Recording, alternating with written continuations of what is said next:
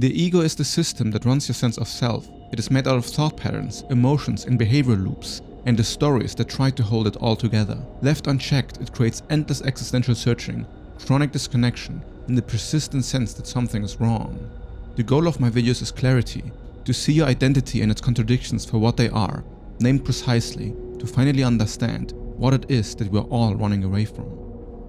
On a philosophical layer, I was always very obsessed about the idea of reality as something that I want to be able to access. Like I want to access reality directly, but knew that my own subjective experience is kind of like this veil in front of it, and therefore I cannot access it directly. And then you might have the question when you look at a tree, or like look at this image of a tree, where you can actually find it. Is it in your eyes when you see it being processed through the brain?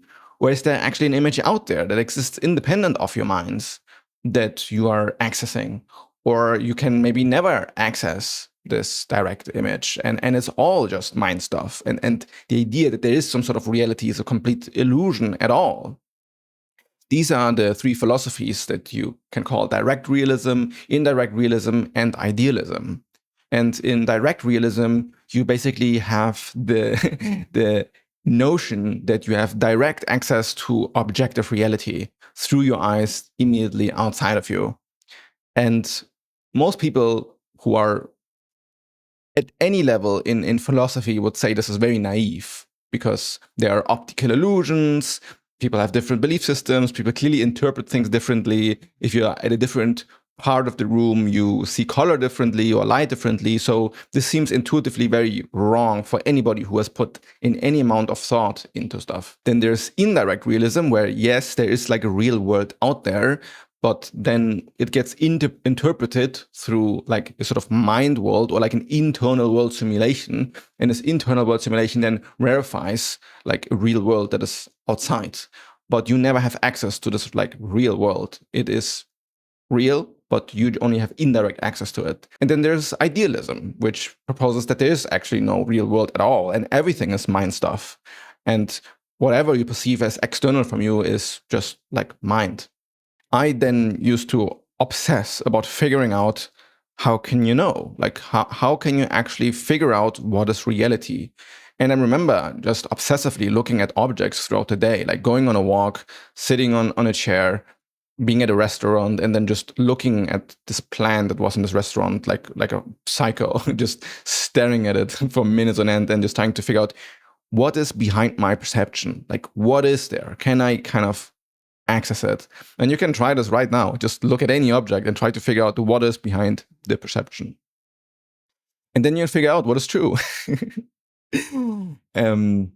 Because, yeah, most people would give up, right? They would say that there's no way, that it's not possible. You will never figure it out. But it is funny how the entire distinction that I just made between direct realism and indirect realism and idealism, to me right now, is extremely silly. They are the same thing. They are always the same thing. And this is so difficult for people to grasp or accept, because the distinction that I just drew makes a lot of sense, right? You can conceptualize a world where there's like a real reality and you're indirectly in contact with it. You can conceptualize a world where you are all of reality and everything is like in a sort of mind space. And you can also conceptualize a reality where you have direct access to the thing. Like, you see your screen of me right now and you have direct access and know how I look like. Now try to see that all of these three differentiations are always true at the same time. You are seeing the tree exactly how the tree looks like. You are seeing the tree from your own minds and have never direct access to the tree. And at the same time, the tree exists independent of your mind. The distinction between idealism, direct realism, and indirect realism doesn't really exist. They're the same thing. And this is what non-duality does. It collapses all distinctions into one and the same. And in this way, in order to figure out what is true, you want to dissolve the dualities that you have in your mind. You become whole in your perception of reality and in the perception of your own psyche by figuring out that all distinctions that you're drawing are made up. They don't actually exist. Everything is one and the same. And this becomes extremely difficult for anybody who is very invested in philosophy. Like, I went, like, not me, like this hypothetical person, but just thinking, I went to university for 6 years to study philosophy, and you're telling me right now that it's all one and the same and all distinctions don't matter. Like, it sounds extremely disrespectful and very invalidating, especially for anybody who's truly invested in philosophy. And these distinctions are still meaningful because they help us kind of make sense of things.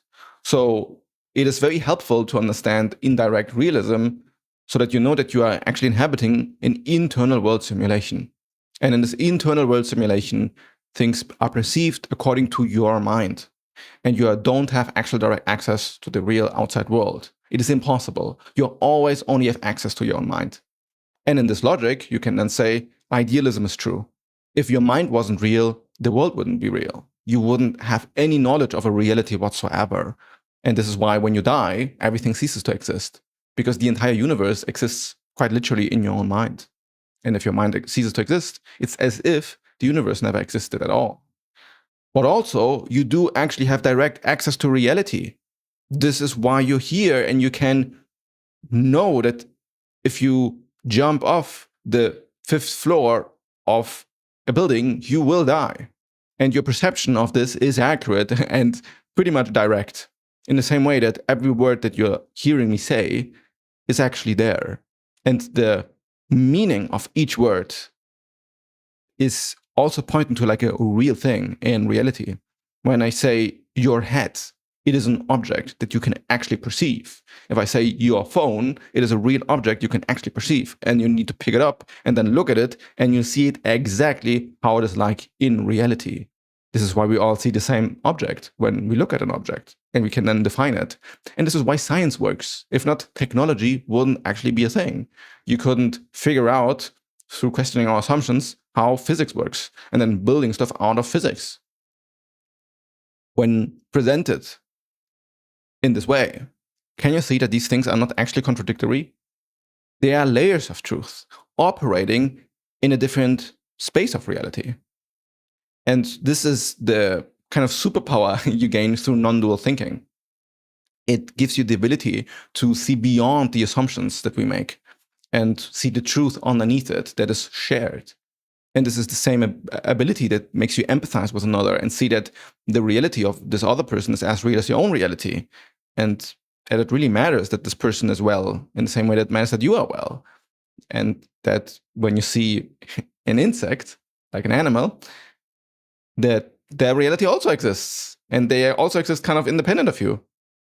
And then when you see truth and reality and like the existential path, then it becomes about incorporating all perspectives into your own. And then you truly can have the image or the understanding of all of reality because you don't exclude anything from reality. It is infinitely accepting of all different perspectives. And that's what's so trippy about existence. It is inclusive. There are really contradictions, and they actually exist both at the same time. And in this way, there are not really contradictions. Everything is being allowed for. It is infinitely meta and pretty trippy at that. And I always struggled to find anybody who could kind of talk about these things on like this level of depth, and then not just philosophize about it, because to be honest, philosophy for philosophy's sake for me now is pretty boring, but to use non-dual insight and apply it to real world impact, to actually use this understanding to change how you relate to other people, to get this understanding and change how you behave in your own life, to use this understanding to actually achieve the goals that you have in your life. This is the ethos of my upcoming community that you can sign up for in my Substack survey that you can find in the link in the description.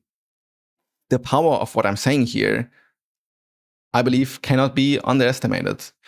And to be honest, this is not something that I just came up with. Like, the reason I'm so convicted with this is because, I mean, this is literally my life's work at this point, but Buddhist schools of thought, non-dual schools of thought, and in certain ways, like philosophers of the West, like Spinoza, they all also came to the same conclusion, and they just had like their own framings of things.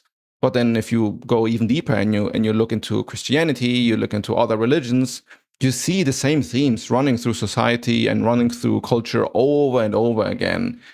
And it all leads to the same truth, which is a non-dual truth, which means that, yeah, the tree is in your own mind and on the screen at the same time. And there's no limitation separating it. In the same way that, and now we're getting trippy, you are right now both alive and dead at the same time. You exist as a human in this kind of configuration, but you're also not really a self that you can localize. And it's almost like you're this floating space of nothingness. Yes, there's like an emptiness through it all, like empty space, the universe as emerging through form and material and being very solid and real. And at the same time, it's all kind of just conditionings that pass and rise in an instant, and you cannot grasp any of it, and it's all completely empty of meaning. There are no ultimate distinctions between things. The distinctions exist. You can look at them, but they're not ultimate. They are passing. And at the same time, they really matter, because without them, nothing would exist. This level of understanding usually requires one to deconstruct the psychological makeup of the mind. And when I talk about ego architecture and talk about identity all the time, it's really because it leads you to this understanding. And it makes it so that this understanding isn't just an intellectual idea, but it is actually seen as what is true, and therefore makes you float in reality much more easily. And it does so because now there's no cognitive dissonance anymore, and you can incorporate multiple perspectives within you, and you don't need to cling to any perspective anymore, and things just become easier all the time because there's nothing really to resist. And it isn't a philosophical process. It's not an intellectual process. It is an entire process that moves from head to heart to the nervous system and then in the body. And this is really what the spiritual path is.